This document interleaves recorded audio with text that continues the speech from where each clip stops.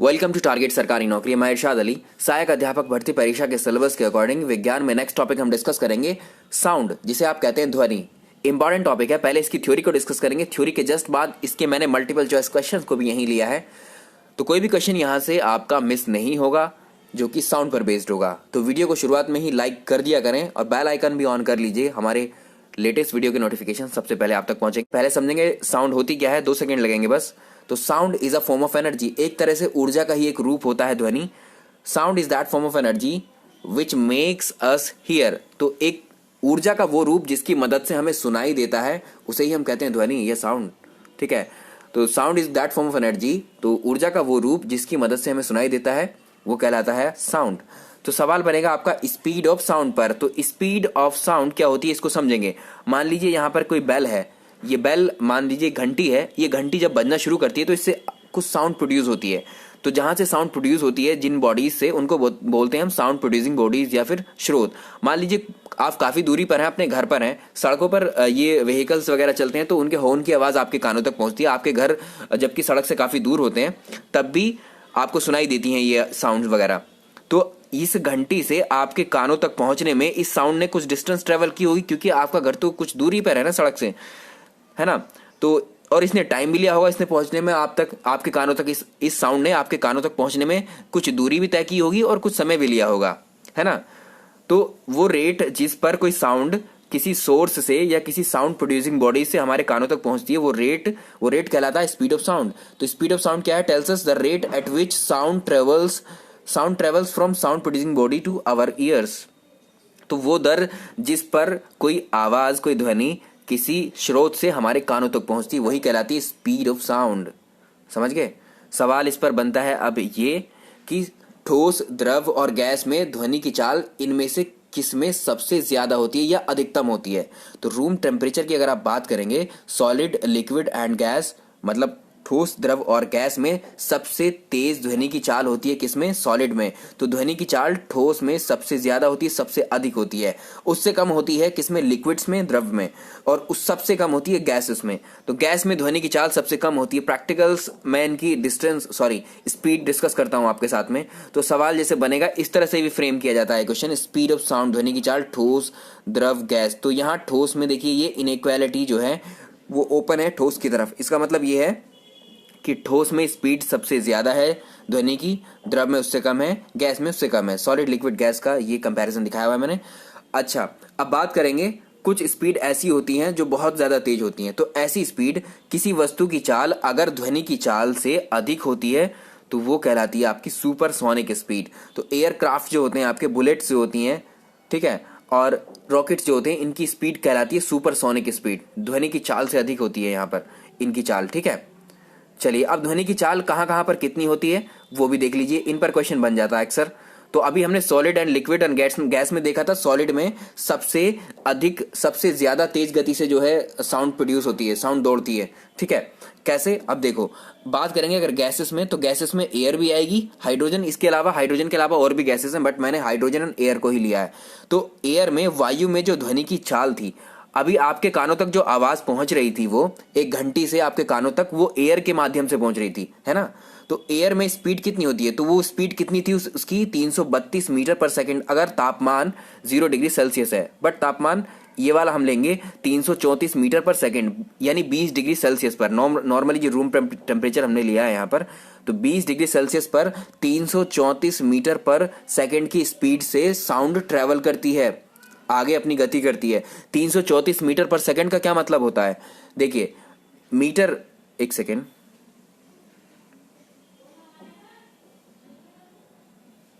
चलिए यहां देखिए, 334 मीटर पर सेकंड का मतलब होता है कि साउंड ने एक सेकंड में 334 मीटर की दूरी तय की है। यानी जो आवाज है, ध्वनि है, साउंड है, ये 334 मीटर इसने ट्रेवल कर लिया एक सेकंड में। ठीक है, ऐसे ही हाइड्रोजन, अब हाइड्रोजन देखो एक सेकंड में कितना चल लेती है? 25 डिग्री सेल्सियस अगर तापमान है रूम टेम्परेचर पर, तो हाइड्रोजन जो है 1284 मीटर एक सेकंड में ट्रेवल कर लेती है। ठीक है, देखिए अब है लिक्विड का नंबर आता है। लिक्विड में क्या है? जल है हमारे पास, ठीक है, प्योर वाटर है, और हमारे पास क्या है? समुद्री जल है। तो प्योर वाटर में 1498 मीटर पर सेकंड के हिसाब से ट्रैवल करती है और जल में, समुद्री जल में 1531 मीटर पर सेकंड के हिसाब से, ठीक है, इस तरह से। अब देखते हैं सॉलिड्स की बात करते हैं। सॉलिड्स में देखिए लोहे में जो है 5950 मीटर पर सेकंड, यानी आपने देखा होगा स्टील होती है, लोहा स्टील में उससे लगभग बराबर है लोहा और स्टील की।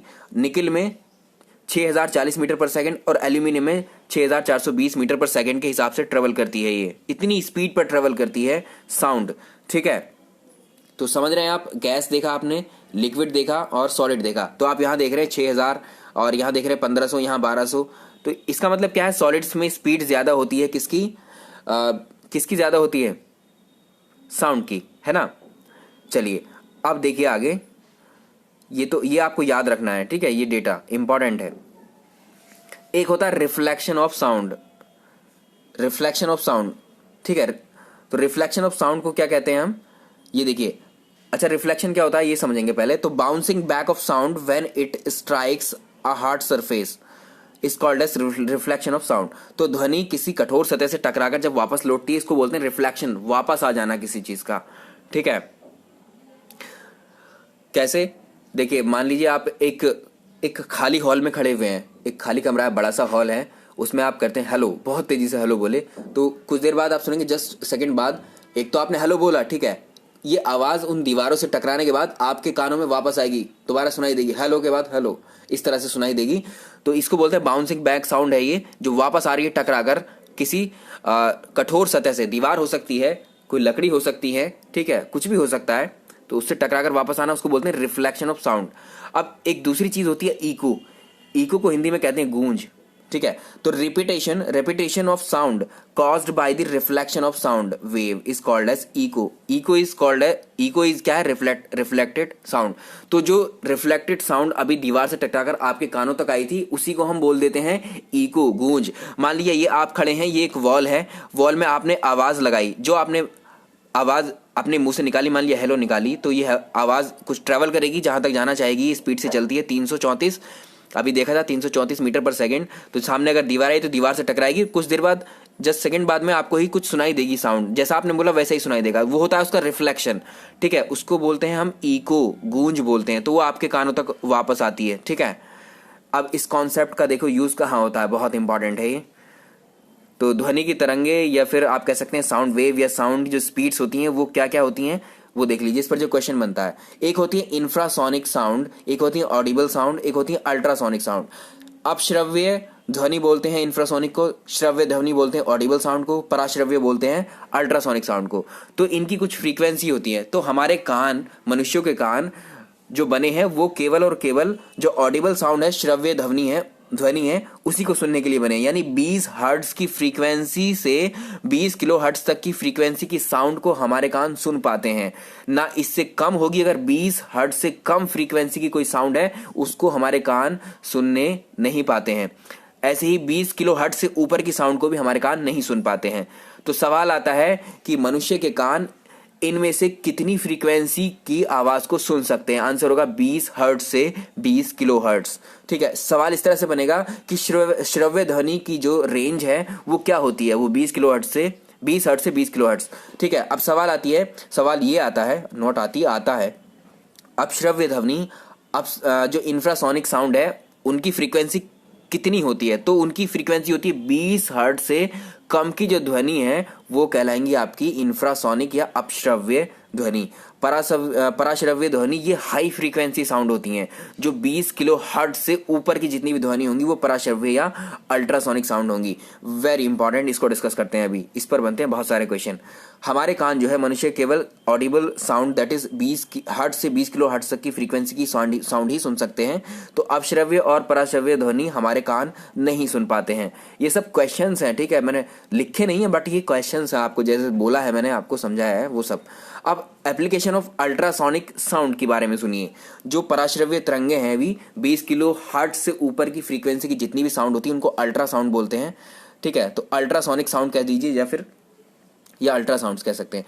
तो देखिए, समुद्र की गहराई मैंने एक डिस्कस किया था आपसे शुरुआत में ही, दैनिक जीवन में विज्ञान जो है उसमें। तो समुद्र की गहराई पता करने के लिए या उसमें डूबी हुई वस्तुओं की स्थिति का पता लगाने के लिए हम अल्ट्रासाउंड्स का इस्तेमाल करते हैं या फिर अल्ट्रासोनिक वेव्स का इस्तेमाल करते हैं। ठीक है, तो पराश्रव्य तरंगों का इस्तेमाल किया जाता है। ठीक है, measurement of depth of ocean and detection of things in it, इसके लिए किसका इस्तेमाल करते हैं? पराश्रव्य तरंगों का, अल्ट्रासोनिक साउंड्स का। अल्ट्रासाउंड कहिए, अल्ट्रासोनिक साउंड्स कहिए। ठीक है, देखिए कैसे। तो एक डिवाइस है हमारे पास सोनार, मैंने सोनार को डिस्कस किया था। सोनार क्या, इसकी फुल फॉर्म आती है एग्जाम में, सोनार की फुल फॉर्म होती है साउंड नेविगेशन एंड रेंजिंग। तो सोनार इज एन apparatus, एक डिवाइस है ये सोनार, which is used to find out the depth of sea or to locate the underwater things like enemy submarines होती हैं अंदर, जो पानी के अंदर चलती हैं। ठीक है, दुश्मन की जो सबमरीन्स होती हैं, या फिर कोई प्लेन क्रैश करके समुद्र के अंदर गिर गया तो उसका पता लगाने के लिए, कोई भी चीज़ अगर समुद्र में चली गई या समुद्र की आपको गहराई पता करनी है तो हम किसकी मदद से करते हैं? पराश्रव्य तरंगों की, अल्ट्रासोनिक साउंड्स की या वेव की वजह से। अब देखिए पता कैसे करते हैं, ये देखिए आप यहाँ देख सकते हैं। देखिए ये है आपका समुद्र तल। ठीक है, यहाँ पर ये क्या है? एक जहाज है। जहाज पर मान लीजिए एक अल्ट्रासोनिक ये सोनार डिवाइस रखी हुई है। इसमें दो मेन कंपोनेंट होते हैं। ठीक है, सोनार में, सोनार डिवाइस जो है इसमें दो कंपोनेंट होते हैं, एक होता है ट्रांसमीटर इसका, एक होता है इसका रिसीवर। ठीक है, तो हमें किसी चीज़ का, मान लीजिए कोई प्लेन क्रैश होकर ये समुद्र के अंदर गिर गया है, समुद्र के अंदर गिरा है तो वो पानी में तो लटका नहीं रहेगा, वेट की वजह से जमीन पर मतलब उसके बॉटम में चला जाएगा, सी के बिल्कुल तली पर पहुंच जाएगा, है ना।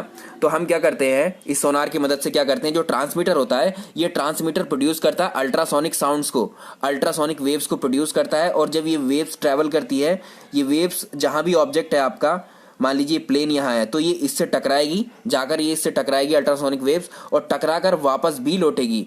ठीक है, तो इस साउंड ने कुछ समय इसको यहाँ से यहाँ तक पहुँचने में लिया होगा, कुछ समय इससे वापस आने में लिया होगा। ट्रांसमीटर के बाद होता है रिसीवर। तो दो पार्ट बताए थे मैंने सोनार के, एक होता है ट्रांसमीटर, दूसरा होता है रिसीवर। तो ट्रांसमीटर क्या है, अल्ट्रासोनिक साउंड्स को जो है क्या करेगा, ट्रांसमिट करेगा, निकालेगा, जनरेट करेगा, और ये जनरेट होने के बाद में इस ऑब्जेक्ट से टकराएंगी और वापस आएंगी कहाँ तक, रिसीवर तक। ठीक है, जब ये रिसीवर पर वापस आएंगी तो इनका टाइम पता लग जाएगा, कितना टाइम इन साउंड्स ने लिया यहाँ तक पहुँचने में। ठीक है, उसी के हिसाब से इनकी डिस्टेंस भी कैलकुलेट हो जाएगी, कहाँ पर वो एग्जैक्ट चीज़ पड़ी हुई है। ठीक है, तो जो ये वापस आई है, अभी देखा था हमने, वापस आई हुई साउंड को हम क्या बोलते हैं, इको बोलते हैं ना। तो इसको बोलेंगे रिफ्लेक्टेड अल्ट्रासाउंड, क्योंकि ये अल्ट्रासोनिक साउंड थी, अल्ट्रासोनिक साउंड थी ना ये, तो इसको बोलेंगे रिफ्लेक्टेड अल्ट्रासोनिक साउंड। इस तरह से हम पता लगाते हैं समुद्र के अंदर चीज़ों का। नेक्स्ट बढ़िए, बैट्स के बारे में देखिए, जिक्र करेंगे।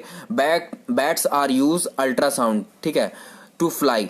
तो जो चमगादड़ होते हैं, चमगादड़ जो होते हैं वो उड़ने के लिए किसका, अल्ट्रासोनिक साउंड, पराश्रव्य तरंगों का इस्तेमाल करते हैं। और to search their prey like flying insect, तो अपने शिकार को पकड़ने के लिए, अपने भोजन को पकड़ने के लिए भी ये अल्ट्रासाउंड्स का ही इस्तेमाल करते हैं। तो चमगादड़ रात में उड़ने के लिए पराश्रव्य तरंगों का प्रयोग करते हैं, और अपने शिकार को पकड़ने में भी इसका। कैसे, देखिए चमगादड़ रात में जो है अंधेरे में लगभग क्या होते हैं, ये अंधे होते हैं, एक तरह से ब्लाइंड होते हैं। ठीक है, तो चमगादड़ जो है क्या प्रोड्यूस करते हैं, अल्ट्रासोनिक साउंड ये प्रोड्यूस करी इसने।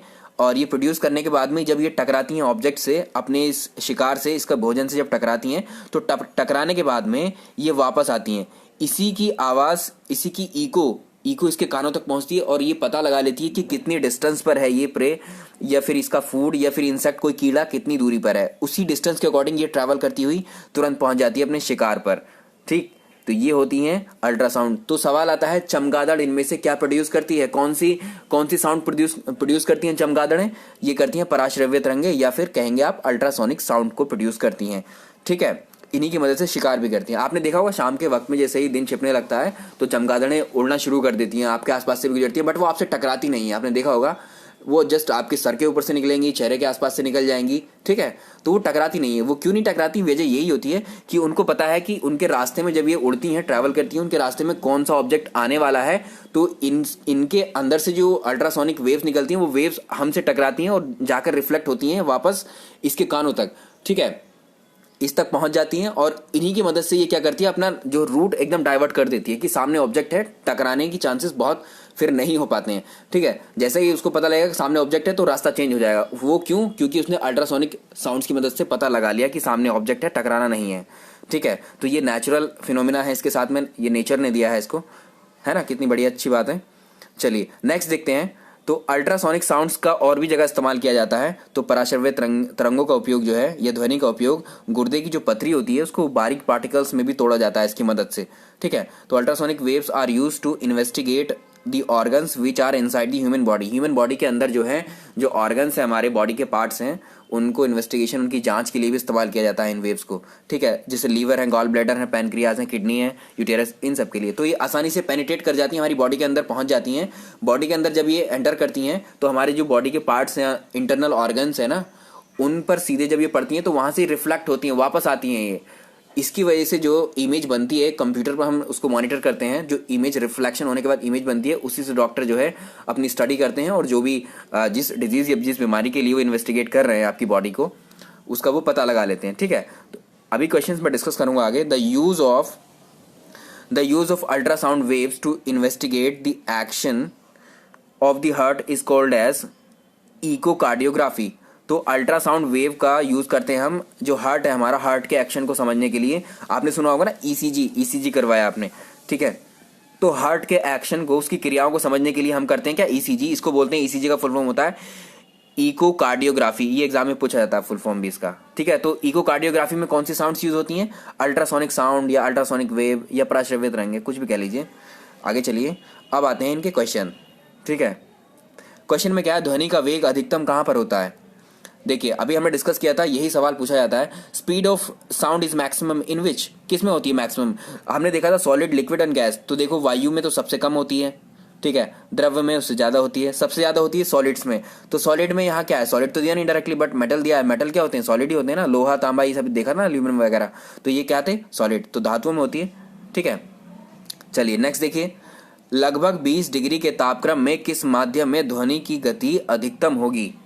ये बताना है आपको कि 20 डिग्री टेम्परेचर पर किस मीडियम में स्पीड ऑफ साउंड अधिकतम होगी, हवा में, ग्रेनाइट में, पानी में या लोहा में। बताया था आपको कि सबसे ज्यादा स्पीड होती है सॉलिड्स में, ठीक है, और इसमें से किस में होगी, लोहे में, है ना। तो ध्वनि ऊर्जा को विद्युत ऊर्जा में बदलने के लिए जो साउंड एनर्जी है इसको इलेक्ट्रिकल एनर्जी में परिवर्तित करने वाला कौन सा डिवाइस है, तो ये होता है आपका माइक्रोफोन, ठीक है। हम बोलते हैं माइक्रोफोन, हम बोलते हैं माइक में, तो वो जो है हमारी साउंड जो है कन्वर्ट हो जाती है किस में, इलेक्ट्रिकल सिग्नल्स में, तो वो आगे फ्लो होती है अंदर डिवाइस के अंदर, ठीक है, माइक्रोफोन। हवा में ध्वनि का वेग बताना है, वायु में ध्वनि की स्पीड कितनी है, स्पीड कितनी है मैंने डिस्कस किया था, 332 मीटर पर सेकंड है, ठीक है, इस ऑप्शन के अकॉर्डिंग। तो चमगादड़ की ध्वनि कैसी होती है, अभी देखा था ना चमगादड़ की ध्वनि कैसी होती है, तो ये क्या है, अल्ट्रासोनिक होती है, पराश्रव्य होती है ना। एक्सरे की खोज इनमें से किसने की थी।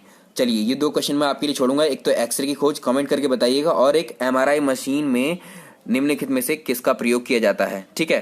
अभी हमने डिस्कस किया था, तो जब तक आप खोजेंगे नहीं, करेंगे नहीं, तो आप समझ नहीं पाएंगे, सीख नहीं पाएंगे। तो इन दो क्वेश्चन का आंसर करिए कमेंट में, नेक्स्ट वीडियो में डिस्कस करेंगे इनको हम, ठीक है।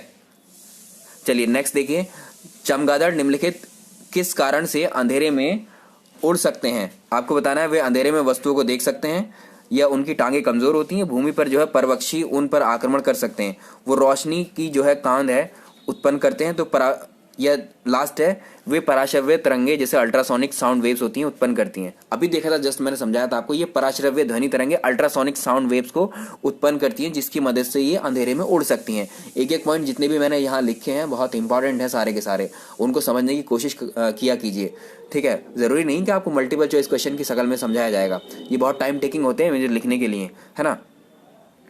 तो अभी एक है 20 हर्ट्ज से 20 किलो हर्ट्ज बारंबारता यानी फ्रीक्वेंसी की जो ध्वनि है निम्नलिखित में से कौन सी है। अभी रेंज मैंने डिस्कस की थी आपको, ये है ऑडिबल रेंज, श्रव्य तरंगे होती हैं या श्रव्य ध्वनि, ठीक है, इस तरह से आप कहेंगे। तो ऑडिबल है, ये ऑडिबल साउंड है, ऑडिबल साउंड जो कि हम सुन पाते हैं। इसको इस तरह से पूछ सकता है कि मनुष्य द्वारा सुनी जाने वाली कौन सी फ्रीक्वेंसी है जिस रेंज में हम सुन सकते हैं ऑडिबल साउंड जो होती है, इसके अलावा कोई साउंड हमें सुनाई नहीं देगी। तो ये क्वेश्चन हो गया आपका खत्म, ठीक है। तो इस वीडियो में रहने देते हैं इतने ही क्वेश्चंस, और नेक्स्ट टॉपिक हमारा होगा जो भी होगा उसको करेंगे डिस्कस। तो वीडियोस आती रहेंगी दिन भर में, ठीक है, वेट करिएगा उसको। 1 या 2 घंटे के अंदर फिर से एक वीडियो मिलेगी आपको, ताकि आपका सिलेबस जल्दी से कंप्लीट हो जाए।